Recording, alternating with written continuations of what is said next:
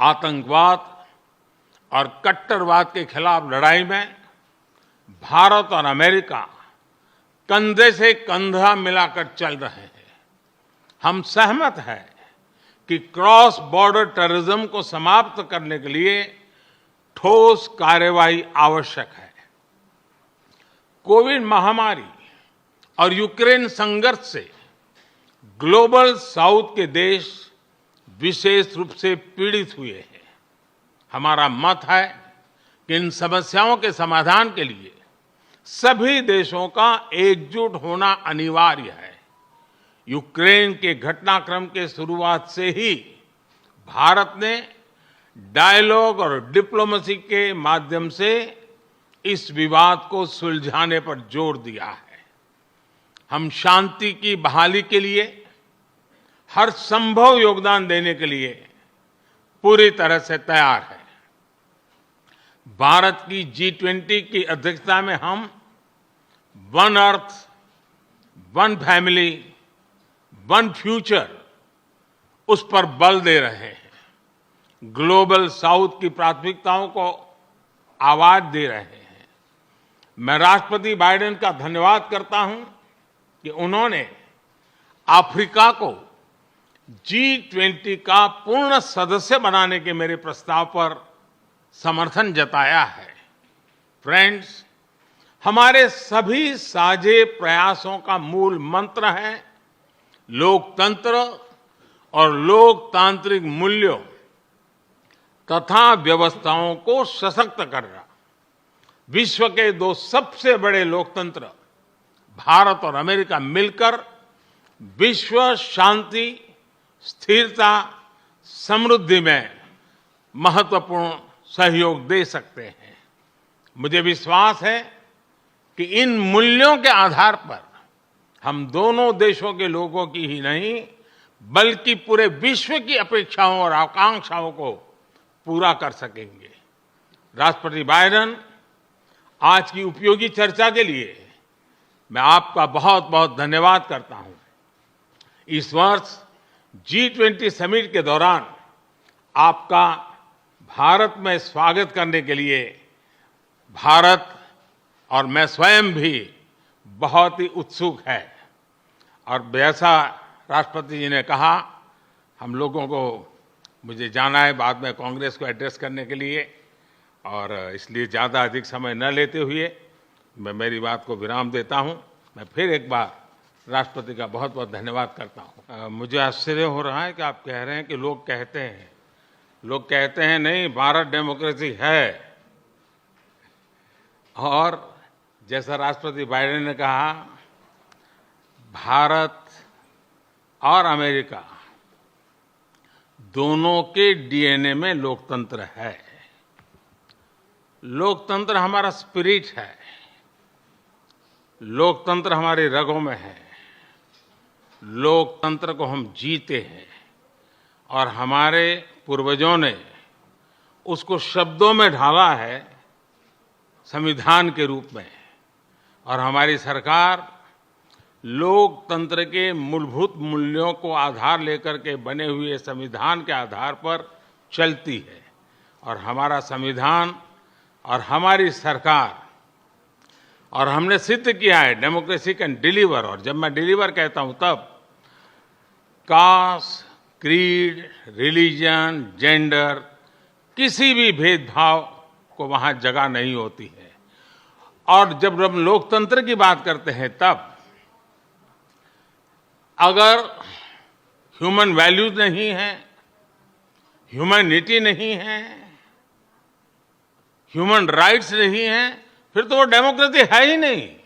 और इसलिए जब आप डेमोक्रेसी कहते हैं, जब डेमोक्रेसी को स्वीकार करते हैं और जब हम डेमोक्रेसी को लेकर के जीते हैं, तब डिस्क्रिमिनेशन का कोई सवाल ही नहीं उठता है। और इसलिए भारत सबका साथ, सबका विकास, सबका विश्वास, सबका प्रयास, उन मूलभूत सिद्धांतों को लेकर के, और इसलिए हम चलते हैं। भारत में सरकार के जो बेनिफिट्स हैं वो एक्सेस टू ऑल है। जो भी उसके हकदार हैं उन सबको मिलते हैं। इसलिए भारत के लोकतांत्रिक मूल्यों में कोई भेदभाव नहीं है, न धर्म के आधार पर, न जाति के आधार पर, न उम्र के आधार पर, न भूभाग के आधार पर। एक्सेलेंसी, आपने सही कहा। जहां तक भारत का सवाल है, एनवायरमेंट, क्लाइमेट, ये हमारे सांस्कृतिक परंपरा में अत्यंत महत्वपूर्ण स्थान है उसका। हमारे लिए एनवायरमेंट ये आर्टिकल ऑफ फेथ है। ये कन्वीनियंस के कारण करने का हमारा काम नहीं है, हम ये मानते हैं। हम एक्सप्लॉइटेशन ऑफ नेचर में विश्वास नहीं करते हैं। पूरे सृष्टि को चलाने के लिए मिल्किंग ऑफ नेचर तक तो चल सकता है, लेकिन एक्सप्लॉइटेशन ऑफ नेचर नहीं चल सकता है। हम इस पक्ष में रहे हैं और उसी के मूल पर आधार पर भारत अपने लिए करता है, इतना ही नहीं, हम कुछ ग्लोबल इनिशिएटिव भी ले रहे हैं। आपको मालूम है, G20 देशों ने पेरिस में जो प्रॉमिस किया था, सभी G20 देशों में अकेला हिंदुस्तान है जिसने पेरिस में जो प्रॉमिस किए थे वो सारे प्रॉमिस पूरे किए हैं। इतना ही नहीं, सोलर एनर्जी के क्षेत्र में हमने ग्लासगो में रिन्यूएबल एनर्जी के क्षेत्र में 500 गीगावाट का टारगेट रखा है। हमने 2030 तक भारत की रेलवे का नेट जीरो का लक्ष्य रखा है। और भारत की रेलवे कहने के बाद आपको उसका स्केल पता होना चाहिए। भारत की रेलवे का मतलब है कि हर दिन मेरे यहाँ रेल के डिब्बे में पूरा ऑस्ट्रेलिया होता है। इतना बड़ा मेरा देश है और वहाँ मैं 2030 तक रेलवे को नेट जीरो लेकर के चल रहा हूँ। उसी प्रकार से जो हमने सोलर एनर्जी के टारगेट तय किए थे, हमने इथेनॉल के टारगेट तय किए थे 10% का, वो समय से पहले पूरा कर दिया। हम 20% इथेनॉल ब्लेंडिंग की दिशा में आगे बढ़ रहे हैं। हम ग्रीन हाइड्रोजन को इनिशिएट कर रहे हैं और भारत ग्रीन हाइड्रोजन हब बने, उस दिशा में हम काम कर रहे हैं। हमने दुनिया के लिए इंटरनेशनल सोलर अलायंस उसका हमने लॉन्च किया और आज दुनिया के कई देश उसमें भारत के साथ मिलकर के आगे बढ़ रहे हैं। हमने जो आइलैंड कंट्रीज है उनको स्पेशली सोलार के क्षेत्र में मदद करके उनको एक नया विश्वास दिया है कि हम आपकी कठिनाइयों में आपके साथ हैं। भावी किसी भी संकट के लिए हम आपकी चुनौती को पार करने के लिए हमारी जिम्मेवारियां निभाएंगे, आपको भी मदद करेंगे। हम वो देश हैं जिसने एक और नया क्षेत्र हाथ लिया है।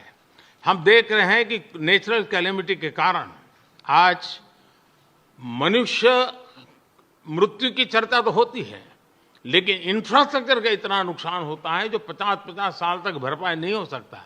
और इसलिए ये जो क्लाइमेट चेंज के कारण जिस प्रकार का संकट आ रहा है, तो ऐसा इंफ्रास्ट्रक्चर बनना चाहिए जिसमें रेजिलियंस हो।